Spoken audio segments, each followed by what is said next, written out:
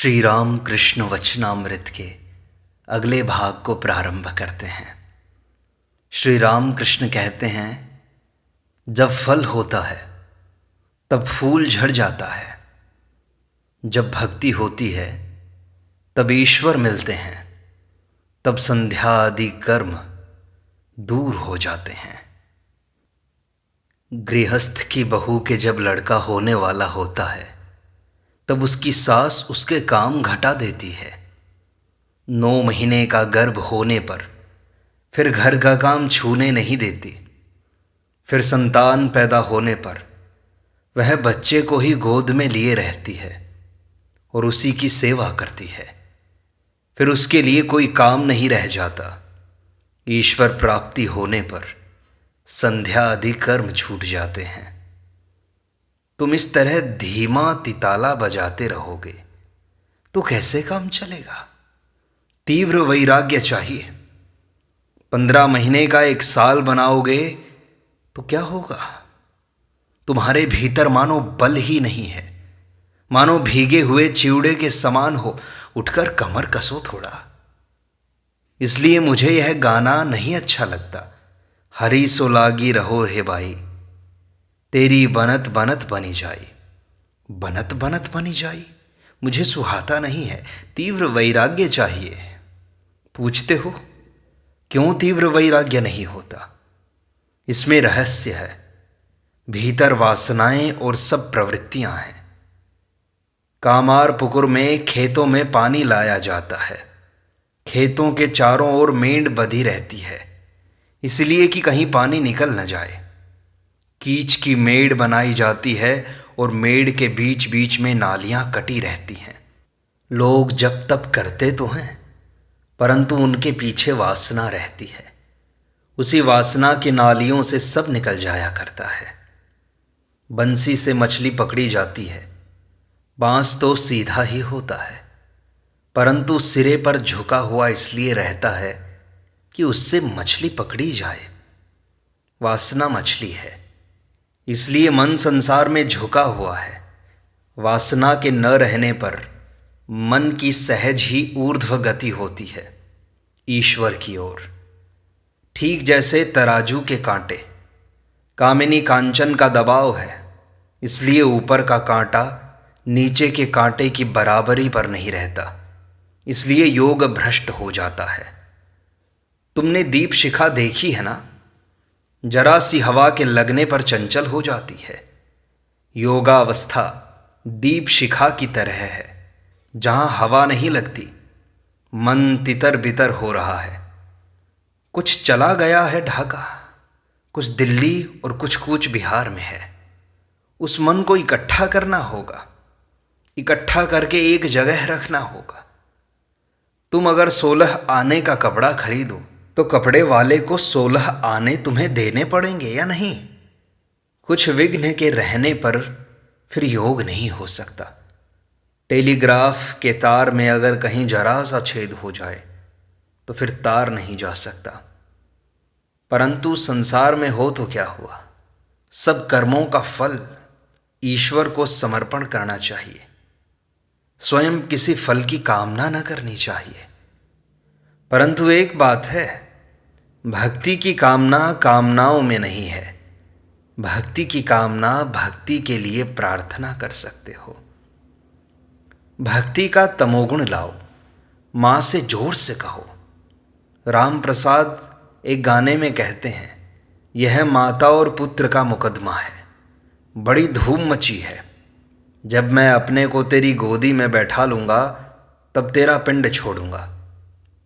त्रैलोक्य ने कहा था, जब मैं कुटुंब में पैदा हुआ हूं तो मेरा हिस्सा जरूर है इसमें। अरे वह तो तुम्हारी अपनी मां है, कुछ बनी बनाई मां थोड़े ही है। न धर्म की माता है। अपना जोर उस पर न चलेगा तो और किस पर चलेगा? कहो, मां मैं 8 बच्चा थोड़े ही हूं कि आंख दिखाओगी तो डर जाऊंगा। अब की बार श्रीनाथ के इजलास में नालिश करूंगा और फिर एक ही सवाल पर डिग्री लूंगा। अपनी मां है, जोर करो। जिसकी जिसमें सत्ता होती है उसका उस पर आकर्षण भी तो होता है। माँ की सत्ता हमारे भीतर है, इसीलिए तो माँ की ओर इतना आकर्षण होता है। जो यथार्थ शैव है वह शिव की सत्ता भी पाता है, कुछ कण उसके भीतर आ जाते हैं। जो यथार्थ वैष्णव हैं नारायण की सत्ता उसके भीतर आती है। और अब तो तुम्हें विषय कर्म भी नहीं करना पड़ता। अब कुछ दिन उन्हीं की चिंता करो। देख तो लिया कि संसार में कुछ नहीं है, और तुम बिचवाई और मुखियाई यह सब क्या किया करते हो? मैंने सुना है तुम लोगों के झगड़ों का फैसला किया करते हो। तुम्हें लोग सरपंच मानते हैं। यह तो बहुत दिन कर चुके हो। जिन्हें यह सब करना है वह करें। तुम इस समय भगवान के पाद पद्मों में अधिक मन लगाओ। क्यों किसी की बला अपनी सर लेते हो? शंभू ने कहा था अस्पताल और दवा खाने बनवाऊंगा। वह भक्त था, इसलिए मैंने कहा ईश्वर के दर्शन होने पर क्या उनसे अस्पताल और दवा खाने चाहोगे तुम? केशव सेन ने पूछा ईश्वर के दर्शन क्यों नहीं होते? मैंने कहा लोक मर्यादा विद्या यह सब लेकर तुम हो ना, इसीलिए नहीं होता। बच्चा जब तक खिलौना लिए रहता है तब तक माँ नहीं आती। कुछ देर बाद खिलौना फेंक कर जब वह चिल्लाने लगता है तब माँ तवा उतार कर दौड़ती है। तुम भी मुखियाई कर रहे हो। माँ सोच रही है मेरा बच्चा मुखिया बनकर अच्छी तरह तो है रहे। ईशान ने श्री राम कृष्ण के चरणों का स्पर्श करके विनयपूर्वक कहा मैं अपनी इच्छा से ये सब नहीं करता हूँ महाराज। श्री राम कृष्ण कहते हैं यह मैं जानता हूँ, वह माता का ही खेल है, उन्हीं की लीला है। संसार में फंसाए रखना यह महामाया की ही इच्छा है। बात यह है कि संसार में कितनी ही नावें तैरती और डूबती रहती हैं और कितनी ही पतंगें उड़ती हैं, उनमें दो ही एक कट पाती हैं। और तब माँ हंसकर तालियां पीटती है। लाखों में कहीं एक दो मुक्त होते हैं। रहे सहे सब माँ की इच्छा से बंधे हुए हैं। चोर चोर खेल तुमने देखा है या नहीं? ढाई की इच्छा है कि खेल होता रहे। अगर सब लड़के दौड़कर ढाई को छू लें तो खेल ही बंद हो जाएगा ना। इसीलिए बुढ़िया ढाई की इच्छा नहीं है कि सब लड़के उसे छू लें। और देखो बड़ी बड़ी दुकानों में ऊंची छत तक चावल के बोरे भरे रहते हैं। चावल भी रहता है और दाल भी, परंतु कहीं चूहे न खा जाएं, इसलिए दुकानदार कोठे के दरवाजे पर सूप में उनके लिए धान के लावे अलग रख देता है। उनमें कुछ गुड़ मिला हुआ रहता है। ये खाने में मीठे लगते हैं और उनकी गंध सौंधी सौंधी होती है। इसलिए सब चूहे सूप पर ही टूट पड़ते हैं, अंदर के बड़े बड़े कोठों की खोज नहीं करते। जीव कामिनी कांचन में मुग्ध रहते हैं, ईश्वर की खबर नहीं पाते। नारद से राम ने कहा तुम हमारे पास किसी वर की याचना करो। नारद ने कहा राम मेरे लिए अब क्या बाकी रह गया? मैं क्या वर मांगूं आपसे? परंतु अगर आप वर देना ही चाहते हैं तो यही वर दो जिससे तुम्हारे चरण कमलों में शुद्धा भक्ति हो। फिर संसार को मोह लेने वाली तुम्हारी इस माया में मुग्ध न हो जाऊं। राम ने कहा नारद कोई दूसरा वर लो। नारद ने कहा राम और कुछ तो मैं चाहता ही नहीं। यही करो जिससे तुम्हारे पाद पद्मों में मेरी शुद्धा भक्ति हो। मैंने माँ से प्रार्थना की थी और कहा था माँ मैं लोक सम्मान नहीं चाहता। माँ अष्ट सिद्धियाँ तो क्या, मैं शत सिद्धियाँ भी नहीं चाहता। मैं देह सुख भी नहीं चाहता। बस यही करो कि तुम्हारे पाद पद्मों में शुद्धा भक्ति हो। अध्यात्म रामायण में है कि लक्ष्मण ने राम से पूछा राम तुम तो कितने ही रूपों और कितने ही भावों में रहा करते हो, फिर किस तरह मैं तुम्हें पहचान पाऊंगा? राम ने कहा, भाई एक बात समझ लो, जहां ऊर्जिता भक्ति है वहां मैं अवश्य ही हूं। ऊर्जिता भक्ति के होने पर भक्त हंसता है, रोता है, नाचता है, गाता है। अगर किसी में ऐसी भक्ति हो तो निश्चय समझना ईश्वर वहां मौजूद है। चैतन्य देव को ऐसा ही तो हुआ था। भक्तगण निर्वाक होकर सुन रहे हैं, देववाणी की तरह इन सब बातों को सुन रहे हैं। श्री राम कृष्ण कहते हैं ईशान से, तुम खुशामद वाली बातों में ना आ जाना। विषयी आदमियों को देखकर खुशामद करने वाले आप उपस्थित हो जाते हैं। मरा हुआ बैल देखकर दुनिया भर के गिद्ध इकट्ठे हो जाते हैं। विषयी आदमियों में कुछ सार नहीं है, जैसे गोबर की टोकरी।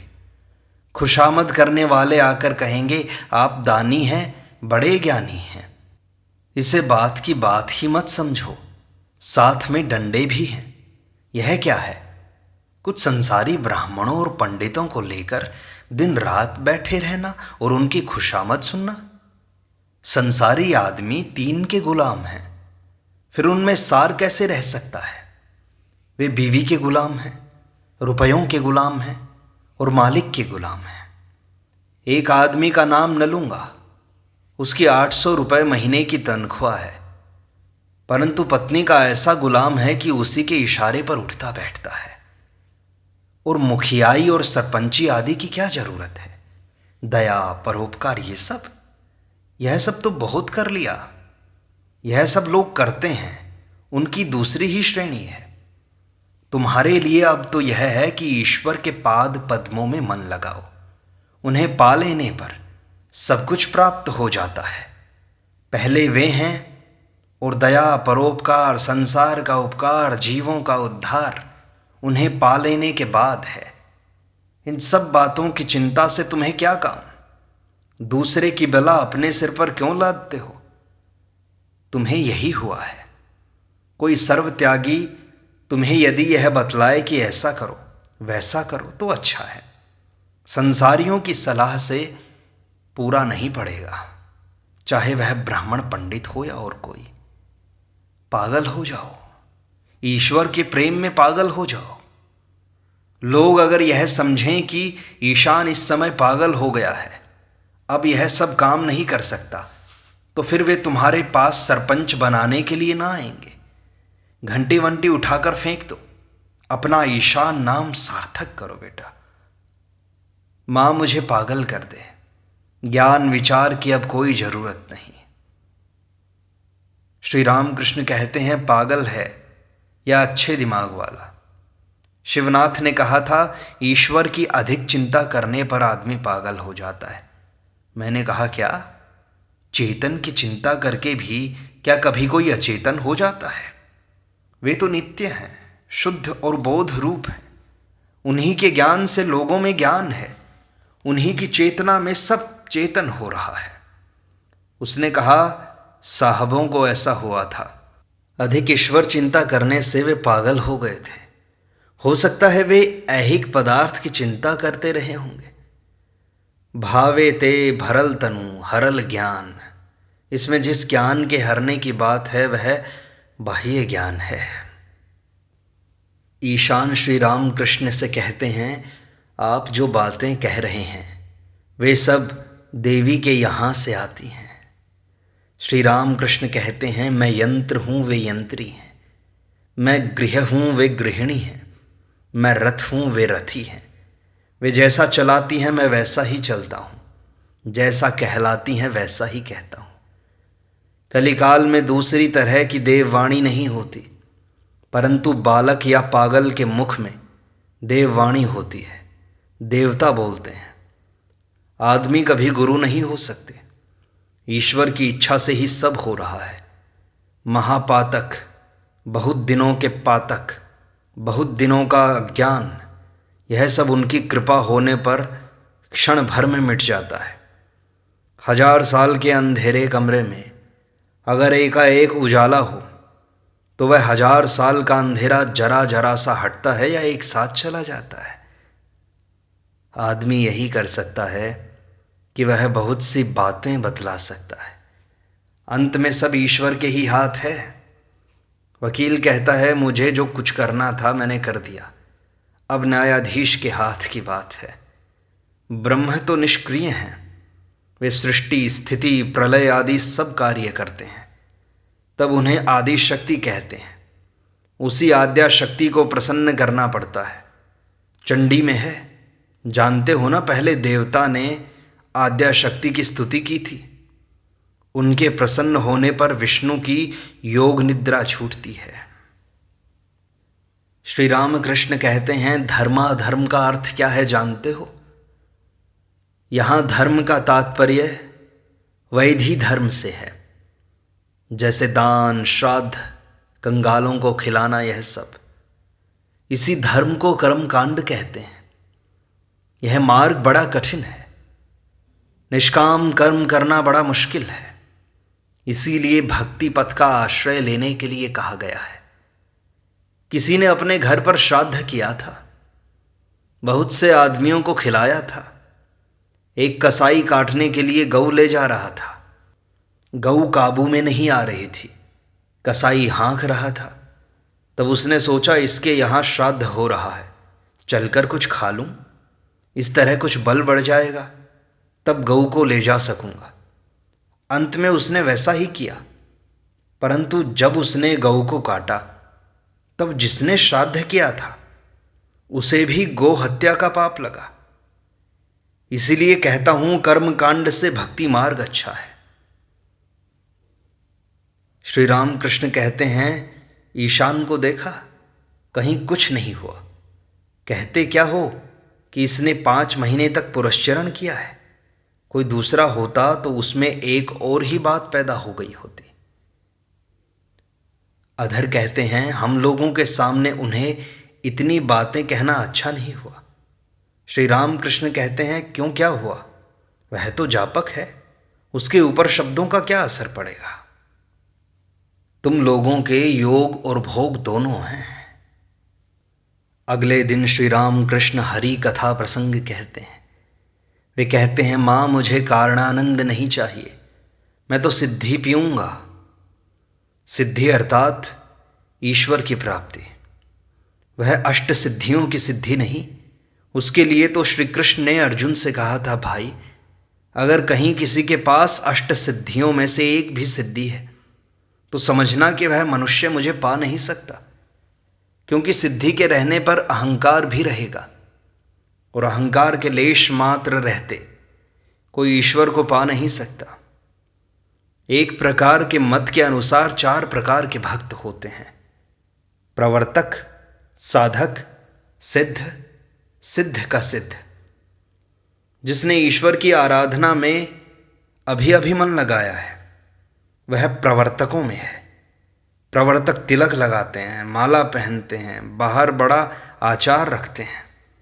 साधक और आगे बढ़ा हुआ है, उसका दिखलावा बहुत कुछ घट गया है, उसे ईश्वर की प्राप्ति के लिए व्याकुलता होती है।